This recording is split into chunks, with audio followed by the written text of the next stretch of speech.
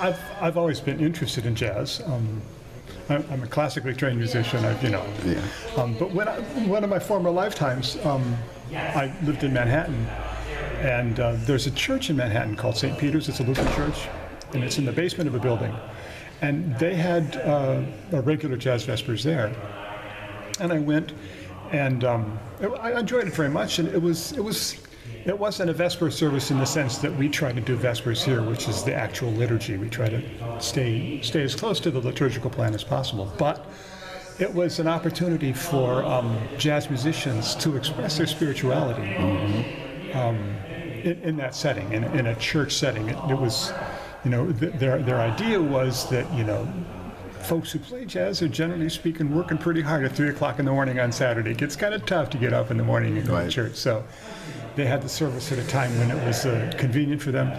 And I got to go many times. And the last couple of times I went, Billy Strayhorn's piano was there. And the pastor let me play his piano, which was a thrill. But also, it kind of reinforces the idea that, especially improvisational music, is at its heart a spiritual experience.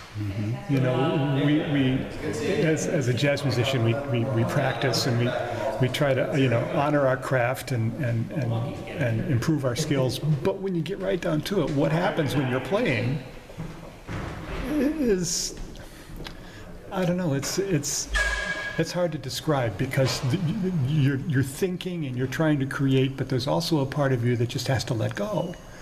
And it's kind of the same way with a spiritual experience. You can think about it and you can read about it, but the deepest held part of that experience is the part where you just let go and just kind of and that's what improvisation is. It's an opportunity to just kind of let go and let the spirit take over. And so we do, we play some secular music, or what people would consider secular music in this setting.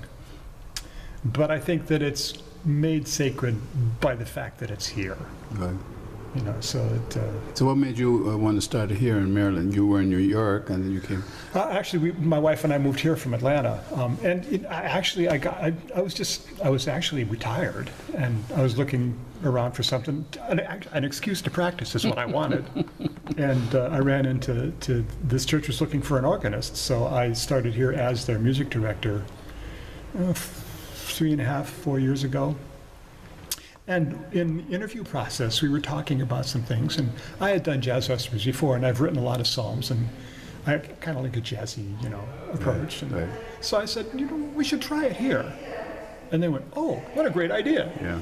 So we decided on the format, and we really try to use the, the liturgy of the word, the liturgy of the hours, the old Vesper service, with some minor changes, but for the most part, that's what we do. And it's been, well, we're starting our 4th year. We started our 4th year in June. Okay. Every What has been the response so far? It's been pretty positive. It started kind of slow, but the reason we keep doing it is people keep coming. And it's really kind of interesting. It's been growing. Tonight we had a little over 100 people. We've been averaging in the neighborhood of 85 to 90 every Wednesday, and there's a steady crowd of regulars, but there's also people who just come for the first time, and and they bring back friends and that sort of thing. What I find interesting is how you were able to transfer what the music was to a jazz format. Was that difficult? I'm not sure difficult's the word. It was just it was a labor of love, for sure. I know. But it's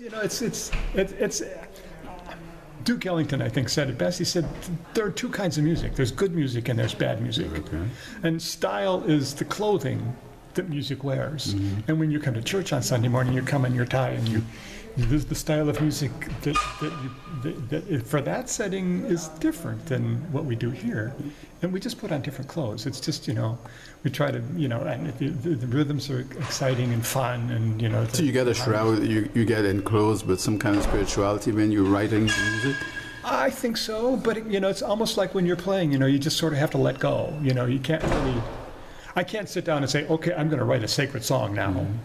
You just, it just comes, and it's a discipline. You've got to do it every day. And so the Thanksgiving upcoming is going to be any different to the ones you've had before? The Thanksgiving Vespers and the Christmas Vespers are a little different. Yeah. Primarily because because of the season.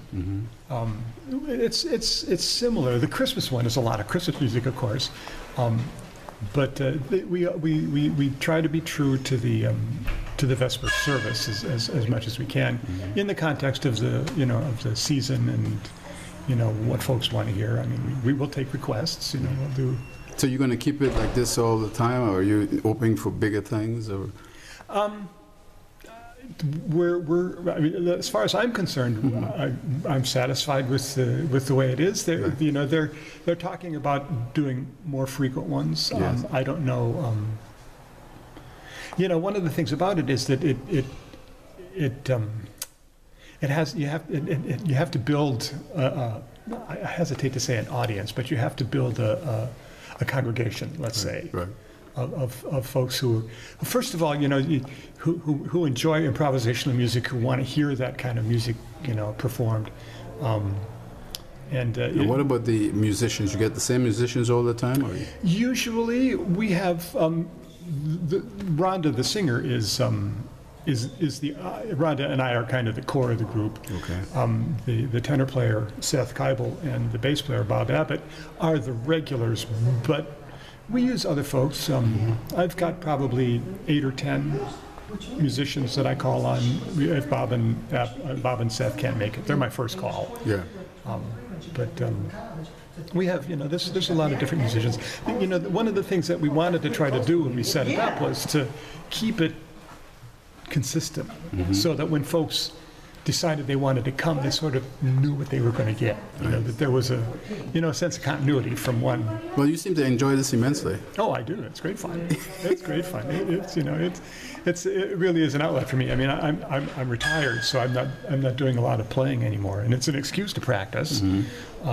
And the music I write, the psalms and the hymns and stuff like that, it's always fun to hear people sing them. And one of the things about liturgy is that it's by definition repetitive. It's kind of like ritual. It's something that you can kind of hang your spiritual hat on. That's the same every time. So the evening hymn is the same each time. The incense psalm is the same each time. The canticle and the psalm of the day change, and then of course all the incidental music changes, the prelude and the offertory and the postlude. And those are where the secular pieces come in. But the idea is that there's a comfort in the sameness, and yet the improvisation introduces an element of spontaneity just that letting the spirit flow and see what happens. Just kind of throw it up and see what happens. That's the exciting and fun part about it. Well, thank you. Oh, you're welcome. Thank you. Thank you for coming.